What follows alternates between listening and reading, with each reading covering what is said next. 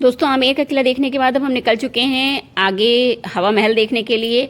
हवा महल के बारे में कहा जाता है कि ये बहुत ही खूबसूरत बना हुआ है और जयपुर की वास्तुकला और इतिहास की कहानी को कहता है। ये देख सकते हैं सामने, ये 5 मंजिला बिल्डिंग है जिसके बारे में कहा जाता है कि विदाउट पिलर ये बना हुआ है।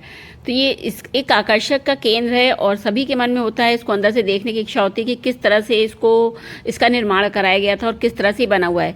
लेकिन आपको बता दें कि इसमें बाहर से कोई भी रास्ता नहीं बना है अंदर जाने के लिए। इसमें अंदर जाने के लिए एक छोटा सा गेट है जहाँ से पूरा आप अंदर जाएंगे तो अंदर से ही इसकी एंट्री है और वहीं से इसके क्या चार्जेस वगैरह हैं अंदर जाने के, प्रवेश करने के, वो सब हम आपको डिटेल बताएंगे। देखिए जैसे जैसे अंदर हम आ रहे हैं तो यहाँ पे लिखा हुआ है कि देखिए रास्ता इधर से है, तो यहाँ से हम अंदर जाएंगे और यहाँ पे टिकट कितने रुपए का है अंदर जाने के लिए। आपको नॉर्मल टिकट मतलब जो हम भारतीयों के लिए कितना टिकट है, फॉरेनर्स के लिए क्या टिकट है, वो सारी चीज़ें हम आपको डिटेल जानकारी देंगे।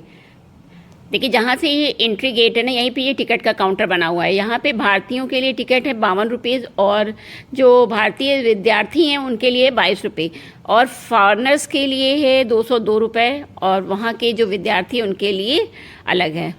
तो चलिए चलते हैं अंदर। मैंने टिकट ले लिया है और टिकट लेने के बाद हम ये है इसका प्रवेश द्वार, यहाँ से हम अंदर जाएंगे और अंदर जाने के बाद इसकी पूरी डिटेल हम आपको बताएंगे। मेरे पूरे वीडियो में आप लोग बने रहिएगा तो आपको सारी जानकारी यहाँ के बारे में मिलेगी। दोस्तों ये हवा महल जयपुर राजस्थान में स्थित एक बहुत ही खूबसूरत 5 मंजिला स्मारक है जिसे कि 1799 में यानी 1799 में महाराजा सवाई प्रताप सिंह ने बनवाया था और इस हवा महल को डिज़ाइन किया था प्रसिद्ध वास्तुकार लालचंद उस्ताद ने। तो इसकी जो विशेषताएं हैं वो बिल्कुल डिफरेंट हैं और किस तरह से बना हुआ है। देखिए यहाँ पे हर फ्लोर पे जाने के लिए रैंप बना हुआ है, ये नहीं सीढ़ियाँ नहीं है, रैंप है जिसमें आसानी से आप ऊपर जा सकते हैं। तो दोस्तों देख सकते हैं ये कितनी सारी आपको झरोखी और खिड़कियां यहाँ पे दिखेंगी। तो यहाँ की जो हवा महल की सबसे मुख्य विशेषता यही है कि यहाँ पे 953 छोटे छोटे जालीदार झरोखे और खिड़कियां बनी हुई हैं और इनको बनाने का जो उद्देश्य था वो था कि यहाँ पे जो रानियां थी ना, वो इन्हीं झरोखों से पूरे शहर का मतलब देखती थी यहाँ से बैठ करके और उनका ये उद्देश्य था कि इन रानियों को कोई ना देखे बाहर से और ये बाहर के सारे जो व्यू है, नज़ारा है, उसको देख सकें। झरोखे हैं, झरोखे देखिए, इन्हीं झरोखों से ठंडी हवा भी बहती थी जिसके कारण से इसको हवा महल कहा गया। इधर का खुला है। वर्तमान में जो सारे झरोखे हैं ना, इन सारे झरोखों को लगभग बंद कर दिया गया। सभी लोग जो यहाँ पे आए हैं देखने के लिए प्रयास कर रहे हैं कि यहाँ से ऊपर से नीचे का व्यू देख सके, लेकिन ज़्यादातर झरोखे सब बंद कर दिए गए हैं।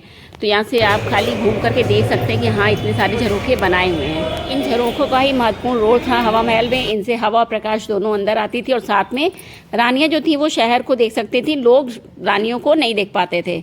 ये जो हवा महल है लाल और गुलाबी बलुआ पत्थरों से बना हुआ है, बेहद खूबसूरत ये देखने में लगता है बाहर से। चलिए और ऊपर चलते हैं और दिखाते हैं, क्योंकि पूरा ऊपर तक जाएंगे और दिखाएंगे ऊपर से नीचे का व्यू कैसा दिखता है।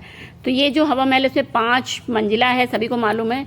तो जिन्हें शरद मंदिर, रतन मंदिर, विचित्र मंदिर, प्रकाश मंदिर और हवा मंदिर इन नामों से मतलब जाना जाता है। तो जो पहला और दूसरा फ्लोर है उसमें तो कहते हैं कि सब नीचे खुला आंगन है और दासियों के रहने के लिए बनाया था। तीसरी मंजिल जिसे कि विचित्र मंदिर के नाम से जाना जाता है और चौथी मंजिल है प्रकाश मंदिर, क्योंकि यहाँ पे सूर्य की जो किरणें थी ना, सूर्य का जो प्रकाश था बहुत आसानी से पहुँच जाता था। देखिए हम ऊपर आ गए, ऊपर का भी सारा व्यू आपको दिखाते हैं। और जो 5वां मंजिल है उसको हवा महल के नाम से जाना जाता था, क्योंकि यहाँ से जयपुर का सुंदर नज़ारा भी दिखता था और हवा भी जो थी ना वो बहुत ही आसानी से पूरा जो इमारत है इसको ठंडा रखती थी। दोस्तों आपको बता दें कि हवा महल का दूसरा नाम हवाओं का महल या पैलेस ऑफ विंड्स भी है, क्योंकि इसमें जो 953 छोटी बड़ी जो खिड़कियां बनी है ना, झरोखे बने हुए हैं, इनसे हवा जो थी वो इमारत में प्रवेश करती थी। तो यानी प्राकृतिक वेंटिलेशन जो था वो ऑटोमेटिक था यहाँ पे, इसलिए हवा जो गुजरती थी तो उसके मतलब उसको देखते हुए इसका नाम हवा महल रख दिया गया था।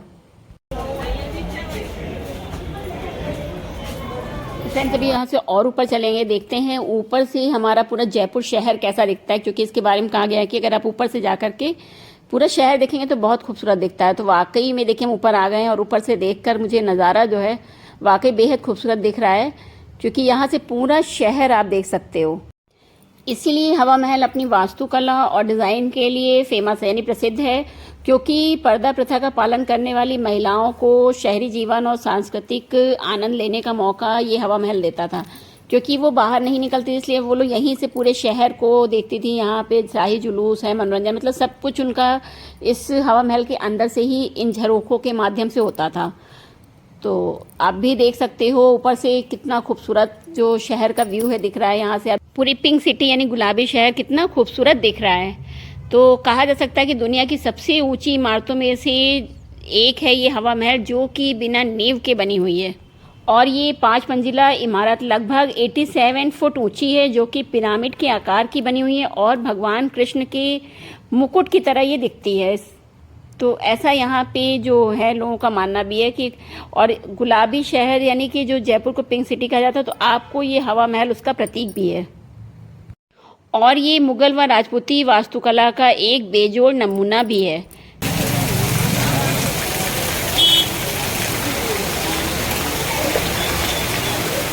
पूरा हवा महल का व्यू हमने दिखाया और बाहर निकले हैं। बाहर इस समय घनघोर बारिश हो रही है, तो मुझे नहीं लगता कि हम मार्केट यहाँ की देख पाएंगे या एक्सप्लोर कर पाएंगे आप लोगों के लिए। जबकि जहाँ पे हवा महल है सामने बहुत ही बढ़िया सी मार्केट है, लेकिन पानी के कारण अब आगे कुछ भी घूमना बहुत मुश्किल है, क्योंकि बहुत घनघोर बारिश हो रही है इस समय जयपुर में। तो मेरा वीडियो आप लोगों को पसंद आया प्लीज़ लाइक करिए, शेयर कीजिए, कमेंट्स कीजिए। नए वीडियो में फिर आप लोगों से मुलाकात होगी। अभी के लिए सभी लोगों को बाय बाय, टेक केयर।